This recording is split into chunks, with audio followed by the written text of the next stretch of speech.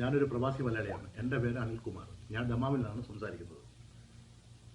നാട്ടിൽ പോയിട്ട് വന്ന എൻ്റെ ഒരു സുഹൃത്ത് എനിക്ക് കഴിക്കാൻ വേണ്ടി ഒരു പാക്കറ്റ് ചിപ്സ് കൊണ്ടുവന്ന് എനിക്ക് തരികയും ഞാനത് കഴിക്കുന്നതിന് മുന്നേ ഒരു 2 ആഴ്ചയ്ക്ക് മുന്നേ ഞാൻ ഫേസ്ബുക്ക് വഴിയും മീഡിയ വഴിയും ഈ ചിപ്സിനെ ഇങ്ങനെ പ്ലാസ്റ്റിക്കിൽ ചിപ്സ് ഉണ്ടാക്കുന്ന സമയത്ത് പ്ലാസ്റ്റിക് ഇട്ട് ചിപ്സിന് കളർ വരാൻ വേണ്ടി ഇങ്ങനെ പ്ലാസ്റ്റിക് ഇട്ടിട്ട് ചിപ്സ് ഉണ്ടാക്കുന്നതായിട്ട് ഞാൻ കാണാൻ ഇടയാവുകയും അതിൻ്റെ സംശയത്തിൻ്റെ പുറത്ത് ഇതിൽ നിന്ന് ഒരു ചിപ്സ് ഞാൻ എടുത്തിട്ട് ഞാൻ ഒന്ന് കത്തിച്ച് നോക്കിയപ്പോൾ പ്ലാസ്റ്റിക്കാണ്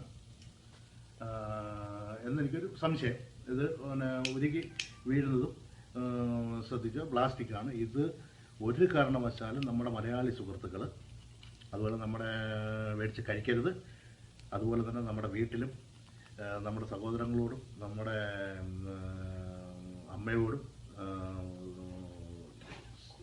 മറ്റുള്ള നമ്മൾക്ക് അടുത്ത സുഹൃത്തുക്കളോടും ഇതിനെക്കുറിച്ച് ഇൻഫോം ചെയ്തിരിക്കണം.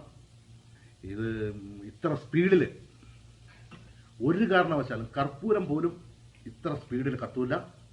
ഇത് പ്ലാസ്റ്റിക് കോട്ട് ഉള്ള ചിപ്സാണ്.